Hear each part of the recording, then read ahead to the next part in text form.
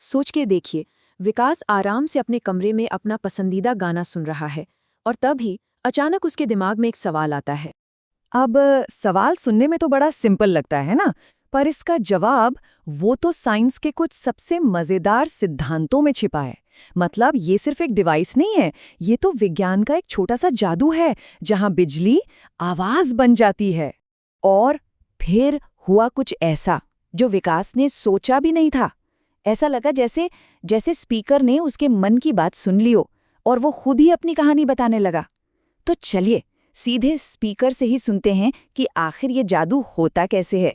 तो इस राज को समझने का सबसे पहला कदम है उस सिग्नल की भाषा को समझना जो स्पीकर तक पहुंचता है, क्योंकि ये कोई मामूली बिजली का करंट बिल्कुल नहीं है। स्पीकर बताता है कि देखो, फोन या किसी भी डिवाइस से जो सिग्नल आता है ना, उसे ऑडियो सिग्नल कहते हैं। ये खास तरह का ऑल्टरनेटिंग करंट यानी एसी है। मतलब इसकी दिशा लगातार बदलती रहती है, आगे पीछे।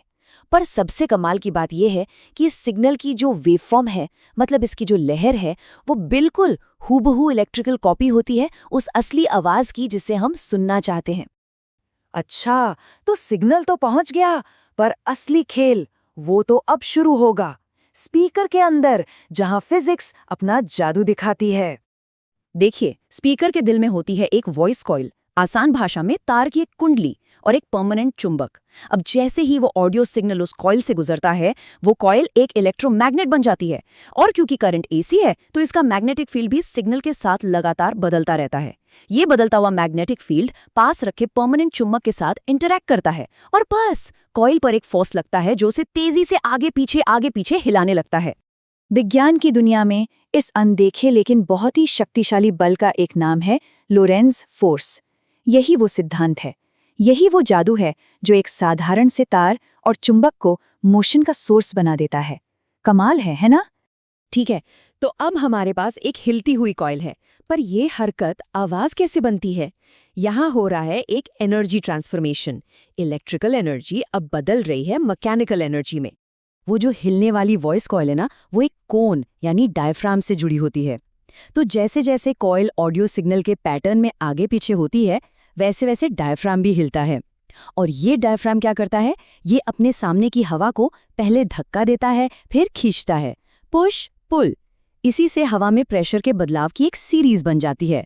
और हवा में प्रेशर के ये बदलाव ही तो है साउंड वेव्स, जो सफर करके हमारे कानों तक पहुंचती है। चलो, विकास को बेसिक कॉन्सेप्ट तो क्लियर हो गया, लेकिन अब एक और सवाल कि यार, एक ही स्पीकर से वो गहरी बास वाली आवाज और वो पतली शार्प ट्रेबल वाली आवाज, ये अलग अलग आवाजें निकलती कैसे हैं? इसका जवाब छिपा है फ्रीक्वेंसी में। जब ऑडियो सिग्नल की फ्रीक्वेंसी कम होती है, तो डायफ्राम धीरे धीरे वाइब्रेट करता है और इससे बनती है गहरी बास वाली साउंड। और जब फ्रीक्वेंसी ज्यादा होती है, तो डायफ्राम बहुत तेजी से वाइब्रेट करता है, जिससे पैदा होती है शार्प हाई पिच साउंड। और वॉल्यूम का क्या? आवाज तेज होगी या धीमी, ये तय करता है एम्पलीट्यूड। जब सिग्नल में करंट ज्यादा होता है, तो वाइब्रेशन भी बड़ा होता है, जोर से होता है और आवाज तेज आती है। और जब करंट कम होता है, तो वाइब्रेशन भी छोटा सा होता है और आवाज धीमी हो जाती है। तो चलिए अब सारे हिस्सों को एक साथ जोड़ते हैं और इस ऊर्जा के पूरे सफर को समझते हैं, एक रिकॉर्डिंग से लेकर हमारे कानों तक पहुंचने वाली आवाज तक। तो पूरा सफर कैसा दिखता है? स्टेप 1, एक माइक्रोफोन आवाज को पकड़कर उसे एक इलेक्ट्रिकल सिग्नल में बदलता है। स्टेप 2, एक एम्पलीफायर उस कमजोर सिग्नल को ताकतवर बनाता है। स्टेप 3, फिर आता है हमारा स्पीकर, जो उस सिग्नल को मैकेनिकल वाइब्रेशन में बदलता है।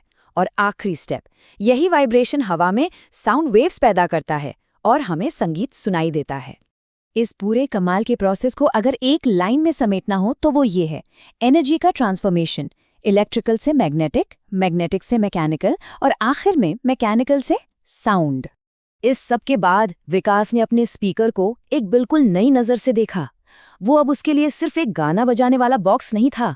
उसे समझ आ गया कि ये तो असल में एक एनर्जी कन्वर्ट करने वाली मशीन है, एक ऐसी मशीन जो हर पल फिजिक्स के नियमों को संगीत में बदल रही है। तो अगली बार जब कोई संगीत सुनेगा, तो शायद ये ख्याल जरूर आएगा कि उस छोटे से बॉक्स के अंदर कितना जबरदस्त विज्ञान